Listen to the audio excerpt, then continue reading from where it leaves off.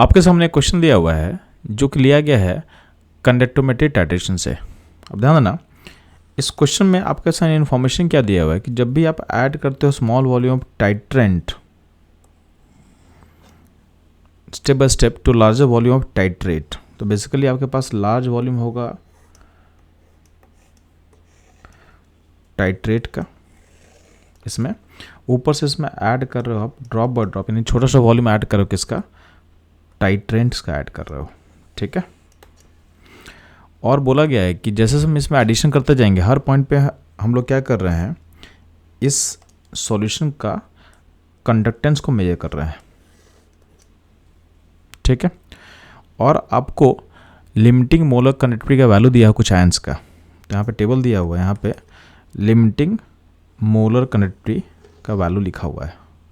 ठीक है, अब ध्यान देंगे आपके सामने क्वेश्चन क्या है, तो क्वेश्चन में आपके सामने लिस्ट 1 में क्या है, टाइट्रेट एंड टाइटेंट्स का लिस्ट दिया हुआ हर क्वेश्चन में, और उसके करस्पॉन्डिंग जो उनका ग्राफ बनेगा कंडक्टेंस का वर्सेस वॉल्यूम टाइट्रेंट, उसका ग्राफ बनाया हुआ है, और आपको बोला गया है कि आपको इनका करेक्ट मैच को ढूंढना है।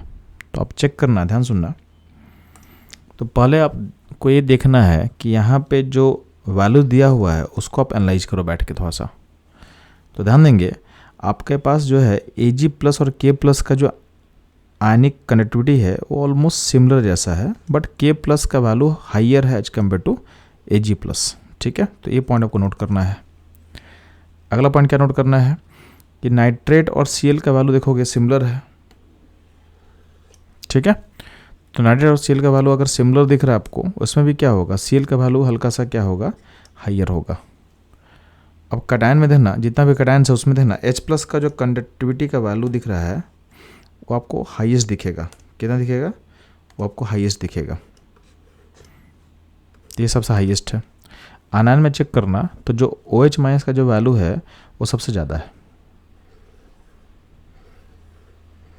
ठीक, तो ये हो गया इस डाटा का एनालिसिस। अब इस डाटा के एनालिसिस के थ्रू हम लोग इसका ग्राफ को प्लॉट करते हैं।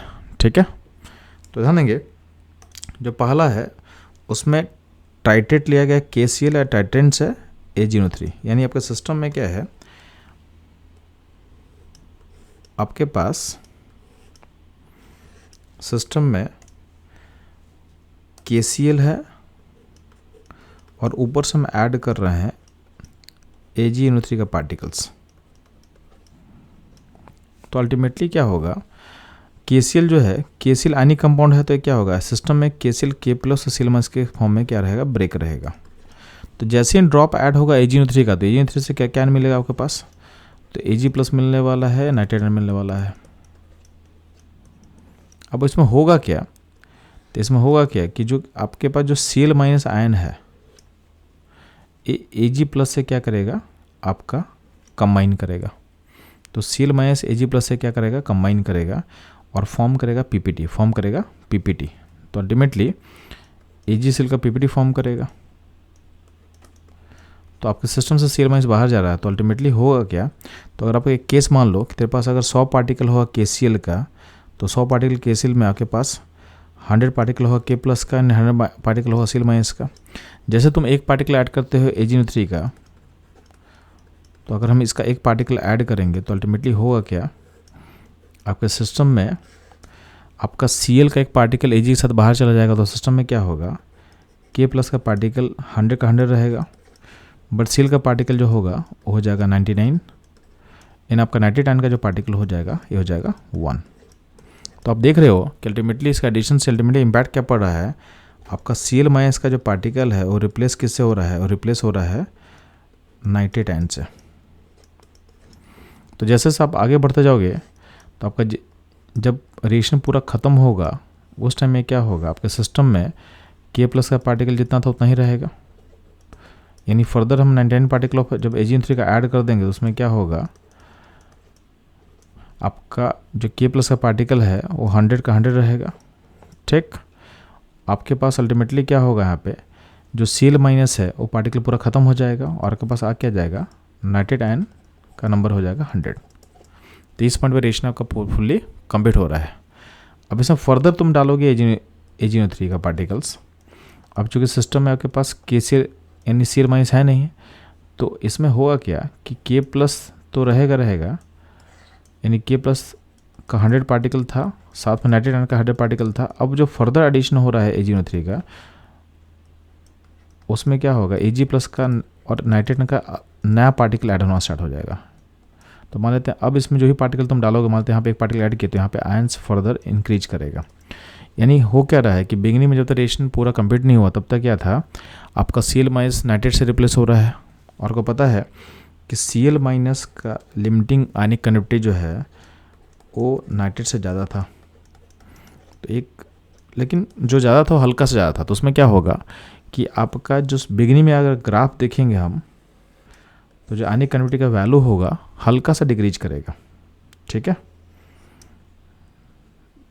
यानी आपका जो कंडक्टेंस है हल्का सा डिक्रीज करेगा, क्योंकि आपका Cl रिप्लेस हो नाइट्रेट से। और जब रिएक्शन ख़त्म हो जाएगा उसके बाद क्या होगा, चूँकि आपके पास आयंस एक्स्ट्रा आ रहे हैं सिस्टम में इस पॉइंट पे, तो उसमें ग्राफ क्या होगा, फर्दर इंक्रीज करना स्टार्ट करेगा। यानी जैसे जैसे हम टाइट्रेट का वॉल्यूम ऐड करते जाएंगे, उसमें क्या होगा, आपका जो कंडक्टेंस है उसका ग्राफ इस तरीके से बनने वाला है। यानी इस केस में अगर इस ग्राफ को मैच करेंगे हम, तो ये मैच करेगा, पहला जो P मैच करेगा वो मैच करेगा 3 के साथ। तो P का मैच क्या होगा, 3 के साथ होगा, ठीक है। अब आप आगे बढ़ने से पहले एक बार ऑप्शन चेक कर लो, तो देखना P का जो 3 के साथ मैच होगा बस ऑप्शन C में दिया हुआ है। तो हम डायरेक्टली बिना आगे बढ़े हम बोल सकते हैं कि मेरा ऑप्शन C क्या होगा, करेक्ट होगा, ठीक है। अगर हम बाकी को एनालाइज करते हैं वो भी देख लेते हैं, कोई दिक्कत नहीं है। तो अगर हम Q को देखते हैं, तो Q में क्या है, आपका AgN3 के सॉल्यूशन में आप ऐड करो KCl को, तो आपके सिस्टम में क्या है, AgN3 का सॉल्यूशन है। मान लेते हैं कि AgN3 का पार्टिकल पास 100 है, तो 100 पार्टिकल्स में से आपका Ag प्लस जो आयन होगा ये रहेगा 100, और नाइट्रेट आयन क्या होगा 100। इसमें अगर हम ऐड कर रहे हैं KCl को, ड्रॉप बाय ड्रॉप ऐड करेंगे KCl को, तो इसमें KCl का अगर हम एक पार्टिकल ऐड करते हैं तो इसमें होगा क्या, एक पार्टिकल ऐड करेंगे तो इसमें K प्लस आयन आएगा एक पार्टिकल, और Cl माइनस आएगा एक पार्टिकल। तो Cl माइनस आयन क्या करेगा, Ag के साथ क्लब करेगा और यहाँ पे Ag का PPT फॉर्म कर लेगा। तो अल्टीमेटली सिस्टम में इसका एडिशन के बाद आपको दिखाया गया कि Ag प्लस का जो नंबर है वो 99 बचेगा सिस्टम में, K प्लस का नंबर 1 आ जाएगा, और आपका नाइट्रेट आयन जो है वो 100 का 100 रहेगा सिस्टम में। यानी अल्टीमेटली जो Cl माइनस है वो Ag को लेके PPT में चला जा रहा है। तो अल्टीमेटली इस पूरे प्रोसेस का इम्पैक्ट क्या पड़ रहा है कि आपका जो Ag प्लस कैटायन है उसको रिप्लेस कौन सा कैटायन कर रहा है, वो K प्लस कैटायन इसको रिप्लेस कर रहा है।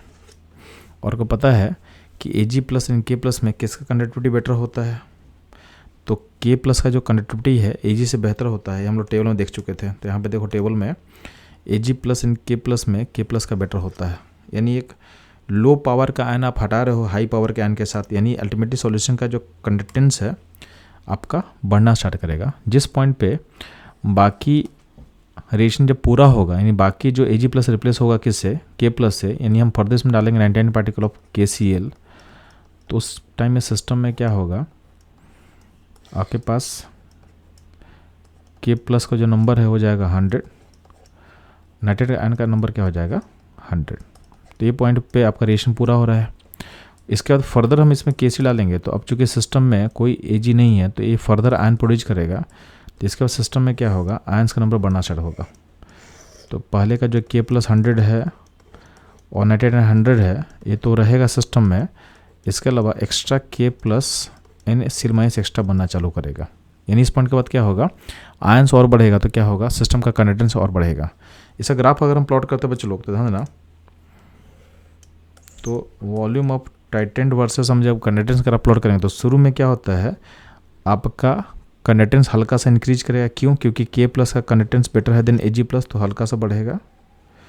और जिस टाइम में रिएक्शन पूरा खत्म हुआ, मान लेते हैं यहाँ पे रिएक्शन पूरा खत्म हुआ, यानी सारा का सारा Ag K प्लस रिप्लेस हो चुका है, उसके बाद जब एडिशन करोगे तो आयंस का नंबर बढ़ेगा, तो और ये रैपिडली बढ़ना स्टार्ट करेगा कंडक्टेंस। तो इस पॉइंट पे जो ग्राफ बनेगा ऐसा बनेगा, ठीक है। अब देखोगे ग्राफ किससे मैच करेगा, तो जो Q का ग्राफ मैच करेगा 4 के साथ। तो ऑलरेडी हम ऑप्शन सी में देखो Q4 से मैच किया हुआ है, ठीक है। नहीं देंगे आपके पास है टाइट्रेट है NaOH और टाइट्रेंट है HCl, ठीक है, यानी स्ट्रॉन्ग एसिड और बेस का रिएक्शन लिया हुआ है। तो इसमें हम लोग देखेंगे तो आपके पास NaOH है नीचे में, तो NaOH का अगर हम 100 पार्टिकल मानेंगे तो चूंकि स्ट्रॉन्ग टाइट है तो क्या होगा, इसमें Na+ होगा 100 और OH- क्या होगा 100, ठीक है। इसमें ड्रॉप बाय ड्रॉप ऐड क्या कर रहे हैं हम, HCl पार्टिकल ऐड कर रहे हैं। तो मान लेते हैं अगर एक पार्टिकल ऑफ HCl ऐड करेंगे तो HCl में क्या होगा, H+ आयन होगा, Cl- आयन होगा। तो यहाँ पर न्यूट्रलाइजेशन रिएक्शन होगा और H+ कंबाइन करेगा इससे OH से कंबाइन करेगा।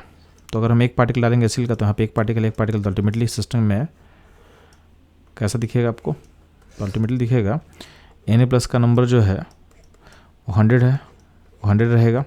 H+ OH से कंबाइन करके क्या बनेगा, तो H+ OH कंबाइन करके वाटर बनाएगा, तो यानी आपका OH का अमाउंट क्या होगा, तो OH का अमाउंट आपका रिप्लेस होगा। तो OH का अमाउंट बचेगा कितना, 99 बचेगा। और सिस्टम में ऐड क्या हो रहा है, सिस्टम में ऐड हो रहा है Cl-, यानी अल्टीमेटली क्या हो रहा है, जैसे जैसे हम पार्टिकल HCl का ऐड कर रहे हैं आपका OH का पार्टिकल घटते जाएगा सिस्टम में और Cl का पार्टिकल ऐड होते जाएगा। तो अल्टीमेटली हो क्या रहा है, OH- का जो पार्टिकल हो रिप्लेस किससे हो रहा है, Cl- के पार्टिकल से, ठीक है। तो Cl- का पार्टिकल रिप्लेस कर रहा था। अब ध्यान देना OH और Cl में किसका आपका जो आयनिक कन्वर्टिटी हाई होता है, तो ध्यान देना डेटा देख लो। तो यहाँ पे देखोगे OH का जो वैल्यू है, अब है ना OH का वैल्यू जो है Cl से काफ़ी हाई है, ठीक।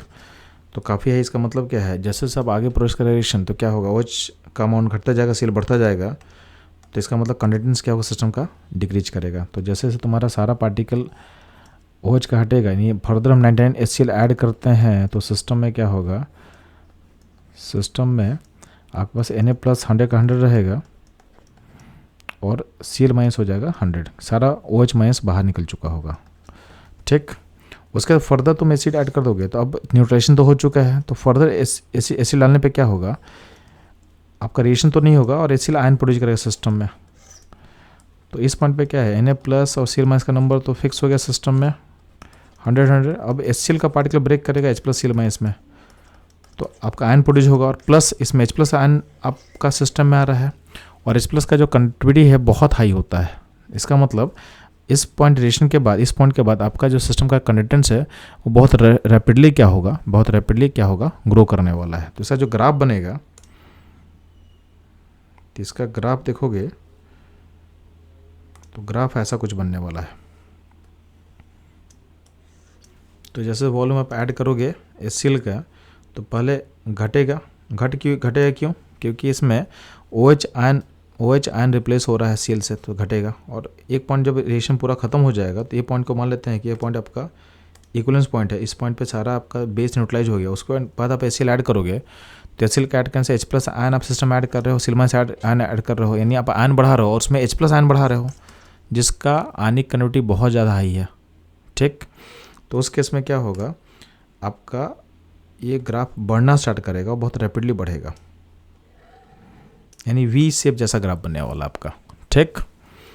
तो आप देखोगे ये किस से मैच करेगा, तो ये ग्राफ हमारा मैच कर जाएगा 2 के साथ, यानी R का 2 होगा, जो कि ऑलरेडी हम लोग बता चुके थे पहले ही, ठीक है।